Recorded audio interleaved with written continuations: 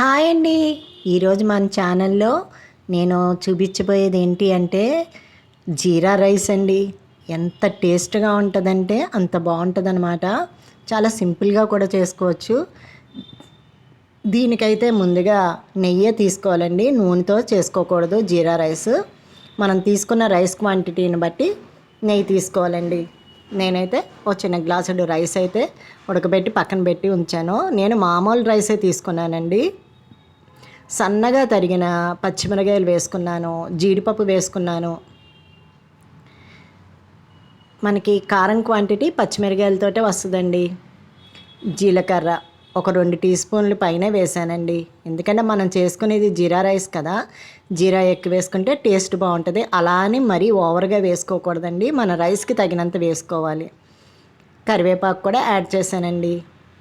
పచ్చిమిరకాయ సన్నగా తరిగింది, జీడిపప్పు, జీరా, కరివేపాకు చక్కగా 3 నేతిలో వేయించుకుంటే అండి రైస్కి చాలా బాగుంటుందండి. మంచి ఫ్లేవర్ వస్తుంది. రైస్ అయితే చాలా టేస్ట్గా ఉంటుందండి. బాస్మతి రైస్ కన్నా మామూలు బియ్యంతో వండుకుంటే టేస్ట్ చాలా బాగుంటుంది. ఎందుకంటే బాస్మతి రైస్కి బిర్యానీ ఫ్లేవరు ఖచ్చితంగా ఉంటుందండి రైస్కి. ఆ బిర్యానీ ఫ్లేవర్ కాకుండా మనం ఓన్లీ జీరా ఫ్లేవర్ కావాలంటే మామూలు రైస్తో వండుకోవచ్చు.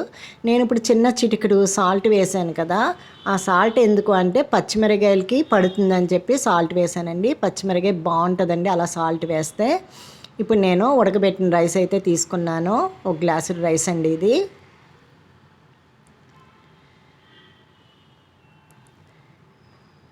ఇప్పుడు ఈ రైస్ మొత్తం మనం వేపుకున్న దంతా ఇందులో పట్టేలాగా చక్కగా కలిపేసుకుందాము. జీలకర్ర, పచ్చిమిరకాయ, కరివేపాకు, జీడిపప్పు నెయ్యితో వేపుతున్నాం కదా, ఆ టేస్ట్ ఈ రైస్కి పట్టే వరకు చక్కగా వేపుకోవాలండి. ఇప్పుడు రైస్కి తగినంత సాల్ట్ యాడ్ చేసుకోవాలి. అలాగే కొంచెం జీలకర్ర పొడి కూడా వేసానండి. వేపిన జీలకర్ర పొడి అండి అది, 1 టీ స్పూన్ వేసుకున్నాను. ఫ్లేవర్ అయితే చాలా బాగుంటుందండి అట్లా వేసుకోవడం వల్ల.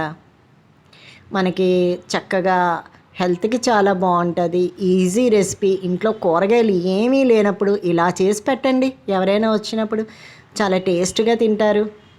రుచి అయితే చాలా అద్భుతంగా ఉంటుందండి. చేసుకోవడం కూడా చాలా ఈజీ. చిన్నపిల్లలు కూడా చేసేసుకోవచ్చండి. రైస్ ఇంట్లో ఉంటే కూడా అలా చేసేసుకోవచ్చు. ఇంకా లాస్ట్ చిన్న టీ స్పూన్ కొత్తిమీర ఊరికినే జస్ట్ వేస్తే బాగుంటుంది అని లైట్గా వేసుకోవాలి తప్ప మరీ ఓవర్గా వేసుకోకూడదు కొత్తిమీర.